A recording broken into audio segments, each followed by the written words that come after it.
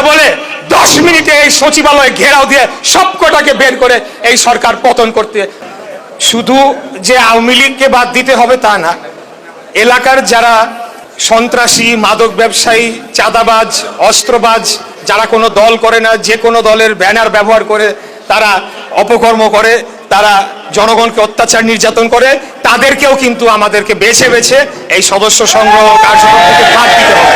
দ্বিতীয় বিষয়, এই যে নবায়নের বিষয়, আমি মনে করি এই সুযোগকে কাজে লাগিয়ে যদি 5 তারিখের পর থেকে আমাদের দলের নাম ব্যবহার করে যারা কেউ যাদের কারণে আজকে আমাদের হয়তো বা কিছুটা বদনামের ভাগিদার হতে হয়, সেই লুটপাটকারী, চাঁদাবাজ, সন্ত্রাসী, মাদক ব্যবসায়ী এবং বিভিন্ন অনৈতিক কাজের সাথে যারা জড়িত, পারলে তাদের সদস্যপদ আর নবায়ন না করে বাদ দিয়ে দিতে হবে। বাংলাদেশ জাতীয়তাবাদী দল বিএনপি অত্যন্ত ঐতিহাসিক একটি সুবিধাজনক পর্যায়ে রয়েছে রাজনৈতিক দল হিসেবে বলে আমি মনে করি। আমাদের কারো কাছে এখন ধর্ণা দেওয়ার কিছু নেই, কারো কাছে মাথা নত করার কিছু নেই। একমাত্র বাংলাদেশের সাধারণ জনগণের কাছে আমাদের দায়বদ্ধতা থাকবে। আমরা কারো কাছে খুনি হাসিনার মতো খত দিয়ে ক্ষমতায় আমরা যাচ্ছি না। আমার বিশ্বাস যে আগামী নির্বাচনে বাংলাদেশের জনগণ ধানের শীষে উপরে আস্থা রাখবে এবং বাংলাদেশ জাতীয়তাবাদী দল রাষ্ট্র পরিচালনায় অভিজ্ঞ একটি রাজনৈতিক দল হিসেবে এই সংকটকালীন মুহূর্তে, যেখানে আমাদের অর্থনৈতিক ভঙ্গুর দশা, যেখানে আমাদের বৈদেশিক নীতির বিষয়ে অনেক প্রশ্নের সম্মুখীন দেখা দিয়েছে, এমনকি আমাদের মানচিত্রের উপরেও একটা হুমকি আসার মতো পরিস্থিতি তৈরি হয়েছে, এই সকল কিছুর থেকে যদি উত্তরণ ঘটাতে হয় তাহলে আমাদেরকে বাংলাদেশ জাতীয়তাবাদী দলকে অবশ্যই বিজয়ী করে নিয়ে আসতে হবে। এবং শুধু বিজয়ী করে আনলেই হবে না, আমাদেরকে সর্বদা একজন বাংলাদেশ জাতীয়তাবাদী আদর্শের ধারক বাহক হিসেবে সবসময় বাংলাদেশকে রক্ষার জন্য প্রয়োজনে জীবন দিয়ে হলেও যুদ্ধ করার জন্য প্রস্তুত থাকতে হবে। এটাই আমাদের শহীদ জিয়ার আদর্শের দল, আমরা এটাই শিখেছি যে সবার আগে বাংলাদেশ, দিল্লি নয়, পিন্ডি নয়, সবার আগে বাংলাদেশ। প্রিয় নেতৃবৃন্দ, আমি আসার আগে দেখছিলাম যে জাতীয় ঐক্যমত্য কমিশনের বৈঠক চলছে। এটা আমি প্রতিদিনই দেখি, সকালবেলার সেশনে 2-2.5 ঘন্টার মতো হয়, আবার লাঞ্চের পরে 2-2.5 ঘন্টার মতো হয়। তো ধৈর্য সহকারে এটা দেখার চেষ্টা করি। বিভিন্ন রাজনৈতিক দল, ছোট হোক বড় হোক, তারা কি বলার চেষ্টা করছে এবং আসলে কি ঘটছে সেটা বোঝার একটু চেষ্টা করি। তা আমার যেটা উপলব্ধি যে এই ঐক্যমত্য কমিশন সম্পূর্ণ সময় ক্ষেপণ ছাড়া আর কোনো কাজই তারা করছে না, সব কিছুতে তারা বাধা দিচ্ছে।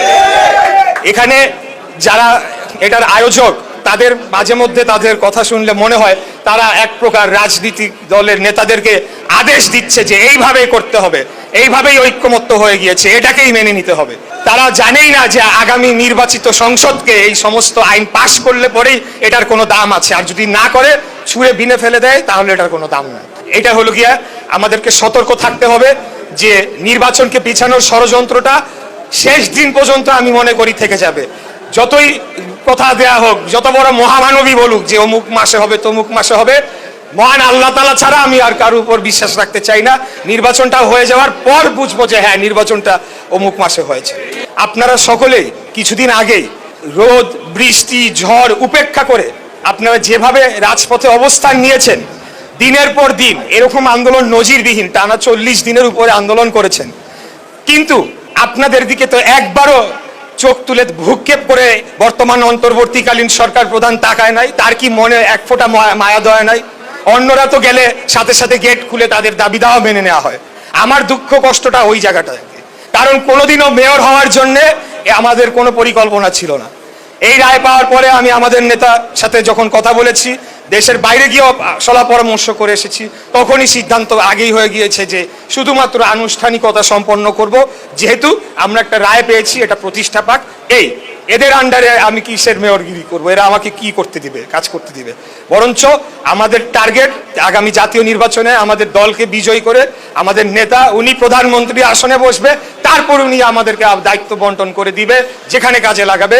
তাহলে বাংলাদেশের উন্নতি হবে। আমি এটা এমনি ওনাকে খুশি করার জন্য বলছি না। বাংলাদেশের যদি উপকার করতে হয়, আমি কি হইলাম, উনি কি হইলো, আরেকজন কি হইলো, আমরা এককভাবে কিচ্ছু করতে পারবো না। আমাদেরকে আমাদের নেতার হাতকে শক্তিশালী করতে হবে। সেই হাতকে আপনারা শক্তিশালী করেছেন। এই সকল কৃতিত্বের দাবিদার যারা মাঠে ছিলেন, রোদে পুড়েছেন, বৃষ্টিতে ভিজেছেন, আপনাদের এই আন্দোলনের ফলে বাধ্য হয়ে লন্ডনে গিয়ে আমাদের নেতার সাথে বসতে বাধ্য হয়েছে এবং আলাপ আলোচনা করতে বাধ্য হয়েছে। এবং আমি আরো বলতে চাই, প্রয়োজনে যদি আবারও কোনো তিরিং বিরিং করে আবারও রাজপথে নেমে এসে বাধ্য করব আমাদের নেতার সাথে আলাপ আলোচনা করে তারপরে নির্বাচন সংক্রান্ত সকল কর্মকাণ্ড করতে। আমাদেরকে বাদ দিয়ে সব কিছু করে ফেলবে, 5 বছর থাকবে, 10 বছর থাকবে, বিএনপিকে বলে গণ অভ্যুত্থান করে হটাই দিবে।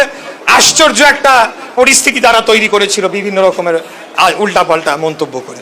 আপনারা যে নতুন যে দলটি হয়েছে এনসিপি, তাদের নেতারা মাঝখানে তো কিছুদিন ভালো ছিল, ইদানিং 2-3 দিন যাবত দেখছি বিভিন্ন জেলা শহরে গেলে তো এমনি উৎসুক জনতা আসে কিছু ছবি তোলার জন্য, বিভিন্নভাবে ঘেরাও দেয়। আমাদের অভিজ্ঞতা আছে, ওইটাকে দেখে তারা ভাবছে যে হয়তো কোটি কোটি মানুষ তাদের সাথে চলে আসছে।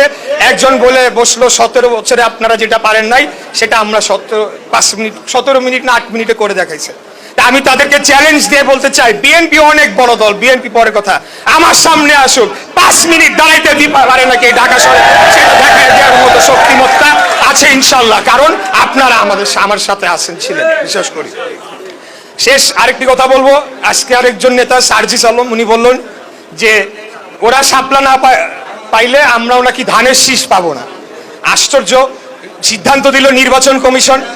বাংলাদেশ জাতীয়তাবাদী দল রেজিস্টার্ড একটা পার্টি, দীর্ঘদিন যাবত আমাদের মার্কা ধানের শীষ, সে বিএনপিকে কেন টেনে আনতে